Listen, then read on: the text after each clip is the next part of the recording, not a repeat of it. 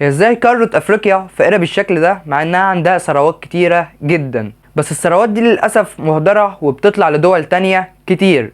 يلا نبدأ الفيديو بتاعنا، بس ما تنسوش اللايك والسبسكرايب والشير، ويلا نشوف ايه الحكاية. هنتكلم عن الشخصية اللي هي عاملة جدل كبير في العالم كله الفترة دي، وهو ابراهيم تراوري رئيس دولة بوركينا فاسو. وطلع وقال تصريح مثير للجدل جدا في اجتماع وسط رؤساء دول ومن ضمنهم بوتين رئيس دولة روسيا. قاد انقلاب عسكري على رئيس منتخب، ومن بعدها عمل انقلاب على صاحبه، وبعدها اتحكم في بوركينا فاسو وبقى هو الرئيس، مع انه اللي عمله ده وعنده 35 سنة. ومش بس كده، ده كمان سار الجدل في العالم كله لما قال ثروات بلده مش هتروح لفرنسا تاني. ومش بس كده، ده كمان طرد القوات الفرنسية من بلده وأمم الشركات الأجنبية اللي كانت موجودة هناك، وأعلن الاستقلال الحقيقي للبلد، وقال مفيش نهب ولا سرقة من تاني. خلينا نكمل الفيديو للآخر وهنعرف كل التفاصيل دي كويس جدا، وهنعرف ازاي قدر يمسك الحكم مع انه سنه صغير. ابراهيم تراوري مواليد 1988 من عيلة مسلمة، معروف عنه الهدوء وان هو بيحب يقعد مع نفسه كتير،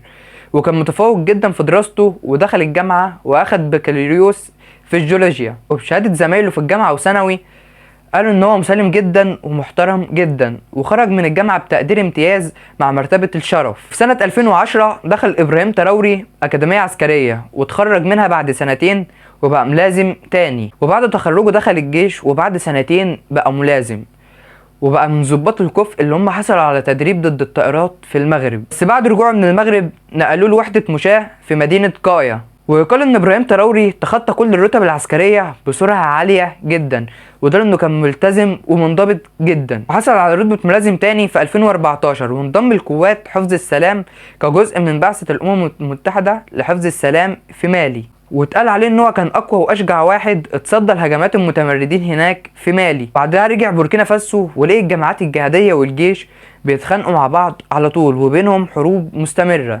وفي 2015 بدأ تنظيم القاعدة وجماعة نصر الإسلام والمسلمين وتنظيم داعش كمان وتنظيمات تانية كتير إن هم يعملوا حروب أهلية في البلد عشان يعملوا انقلاب. بس الموضوع للأسف كبر منهم جدا ووصل لاغتيالات وقتل ضباط وقتل مواطنين ملهمش أي علاقة بأي حاجة. والدولة طبعا انقسمت بعد الحروب الأهلية دي، وده اجبر الرئيس ان هو يستقيل عشان يهدي الدنيا شويه. فاضطر جنرال من الجيش ان هو يمسك الحكم لحد ما حد مدني يشرف على الانتخابات. بس فجاه اعلن المقدم يعقوب اسحاق ان هو حاكم للبلد، بس الكلام ده ما عجبش الجماعات الاسلاميه، فعملوا برضو تمرد تاني وانقلابات كتير. ده طبعا لان ظابط في الجيش برضو وهم مش عاوزين كده.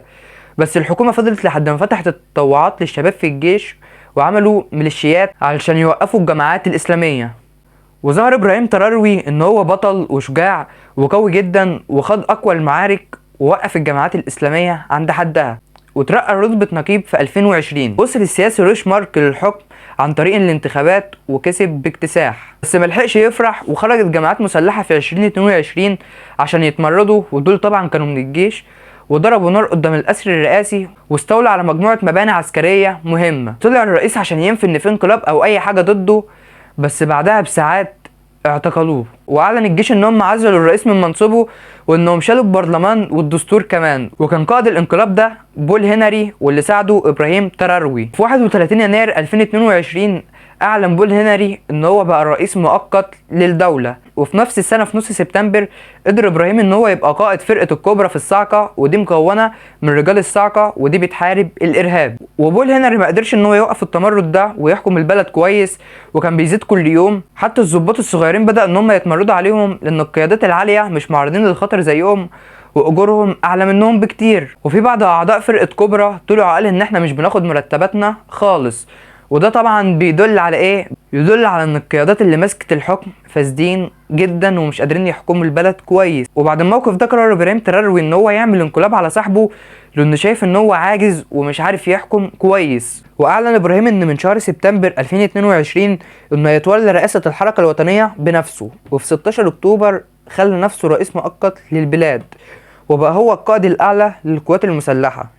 ووعد البلد ان هو يعمل انتخابات عادله، بس مش دلوقت ومش قبل 2024. والغريب بقى اللي متداول في الفتره دي وخلى اسمه يظهر كده، ان هو طرد القوات الفرنسيه وانه كمان بيأيد بوتين، وده كان في الاجتماع اللي كانوا فيه. بدأ بقى يقول ان افريقيا فقيره عشان مواردها بتتسرق من الدول الاستعماريه زي امريكا وفرنسا وانجلترا. قدر ابراهيم ان هو يسيطر بنسبه كبيره على كل حته في بوركينا فاسو، وقال ان في مناجم كتيره ومناجم صناعيه موجوده في شمال البلد ومليانه برواسي بالذهب، وده غير منجم بيكاسي اللي موجود فيه ذهب على مسافات قريبه من الارض، وده استخراجه مش هيكلفهم وهيكون بسهوله جدا. والمنجم ده اللي كانت بتديره شركه كنديه كان اسمها روكس جولد، وده كان باتفاق حاصل من سنين مقابل ملاليم وسعر عبيط جدا مقابل اللي خدوه.